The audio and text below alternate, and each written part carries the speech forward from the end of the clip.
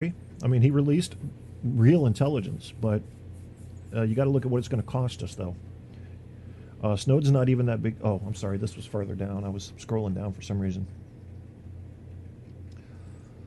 Aaron says ISIS got a lot of armaments from the U.S. That's not a conspiracy, but I suppose you could say it's a gross incompetence. It's hard to believe, though, with 9.5K Stinger missiles.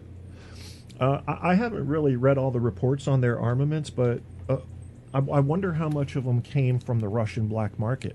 Because the thing about the Russian black market is they don't just necessarily, even though they're desperate for money, sell to the highest bidder.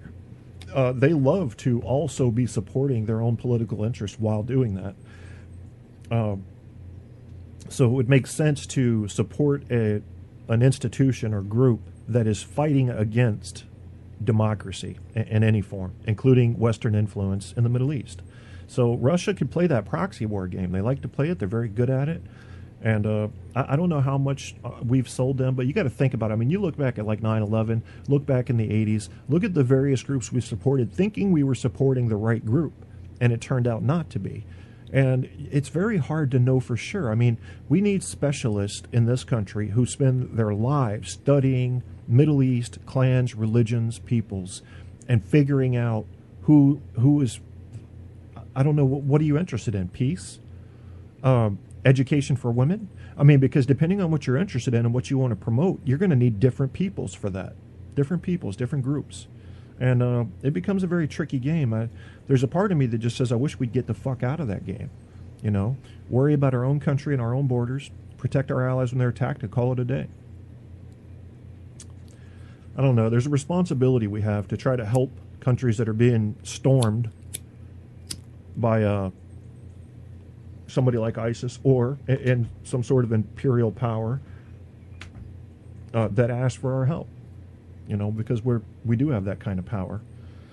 But we should not be the world police. We need to redefine what our global role is, I think, especially with globalism kind of taking over now. Everything's kind of, you know, it's weird because everybody thinks that globalism is going to lead to a loss of national identity, but it's not. I think it's actually going to strengthen it because all the players are showing up on the same field now, but they're still who they are. You know, it's not just this team. If it was, it'd be this team versus who. It wouldn't make sense. So Alex Jones would have you believe that your national identity will be erased when globalism takes over, and that's silly. Nobody's going to tell America what to do from a world court. But in a sense, if they did, and if all of the countries voted on the laws and the rules that world court imposed upon others, wouldn't it be fair? It would be fair. We just don't like taking orders from anybody. So, yeah, we'd have a problem with that. Russia supports all the Shiite nations, Iran, Assad, Syria, Lebanon, etc. Russia has no interest in defending ISIS. ISIS was created to bring instability against Shiite Islamic nations, hence perpetual Islam versus Islam. Their main enemies are Shiite and Christians.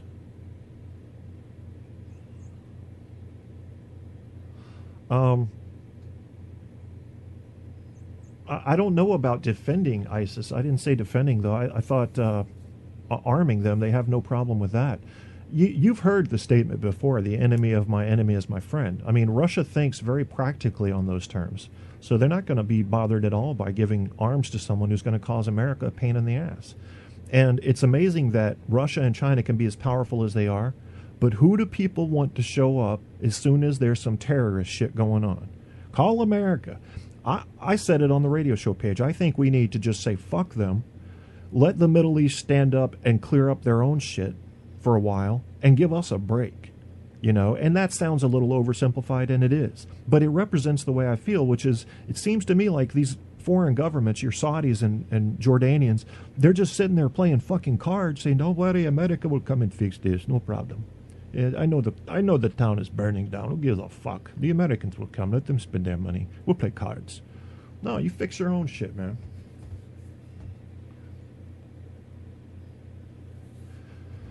You think the U.S. military arms ISIS? Okay. Well, I'd have to see your evidence for that. You guys, Aaron and Apocalypse believe America has created ISIS so that we have a boogeyman, I guess, because Al-Qaeda wasn't really making news and Taliban were sort of getting boring, and what Boko Haram was just not global enough on the scene. So we created a new terrorist organization with Saudi money.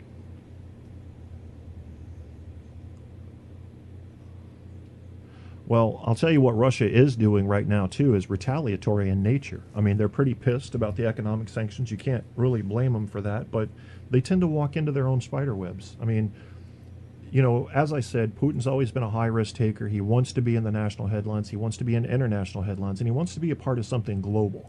He wants to be seen as a big player again, really badly. And he's going to do the things necessary to get him in the news. What's up, Rick? Man, you came in just in time for me to lose my voice and have to get ready to leave this show. And I've got my people in the chat telling me now that America is arming ISIS, which means I got to go read up on some shit, because the places I've been reading from, I guess they don't have that information yet. Yeah, it's a boring snow day here. I don't know about you guys in southeastern Virginia. Aaron, are you out in Texas? Do I remember you saying that? I know Apocalypse is in Arizona. And Rick, if I remember correctly, you're in the north. I'm not even going to guess because it'd piss you off if I got it wrong. Actually, the word that came to mind was Michigan, but I know that's wrong. So where are you guys from? How's the snow looking outside? We got about, down in southeastern Virginia here, just about everything's covered. And about 6 to 8 inches, depending on where you look. We're right on the Chesapeake Bay, so it gets kind of funny. Like if you go to Hampton, which is really only, as the crow flies, about 20 miles from here, and they got 10 inches. So we're kind of right on that weather band where the heat from the bay and the jet stream get all fuctified.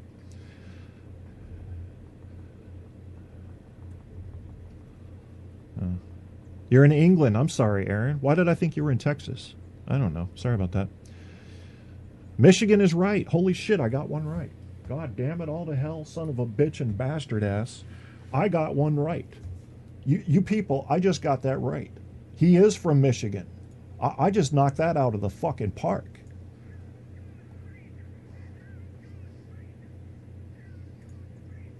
That's right, bitches. Kevin with the knockout. Yeah, shit. Sometimes I'll be swinging from left field. Down goes Frazier. Anytime someone falls, I say that. I always have, since that fight first aired back in the day. I always say, down goes Frazier 3 times. I don't know why. I used to say fumble, because in high school, we were taught that anytime the ball hit the ground, you had to yell fumble. Fumble, fumble! So now when people drop shit, fumble! It's like a fucking flashback. So I'm a good shot with a shotgun, so maybe I'm a little Texan. Okay. This is Global Chat Room. I hear you, man. I love my UK brothers and sisters. I don't know if you're a big fan, Aaron, of Peter Boy from TFOC Radio. He comes on look at this. Michigan, Arizona, Virginia, England, and Australia. If I were Australian, if I were in a small country, I think I'd be sick of America. Because America makes the news too much. And that's probably why Putin is on his whole media quest to try to conquer some of the international headlines again. You can't become irrelevant. You cannot become irrelevant. And watch China, because you remember what they said in South Park about the Canadians? You can't trust those Canadians with their beady eyes and floppy heads. Well, China's being a bit quiet for my taste. Yeah, that's too many people with too much power to be that quiet. They're just like, we give you some Mogokai Pan, you'll be fine. What are they doing there? What are they doing? Look at what Robbins Cook said about Al-Qaeda just before he died. I haven't heard that story yet.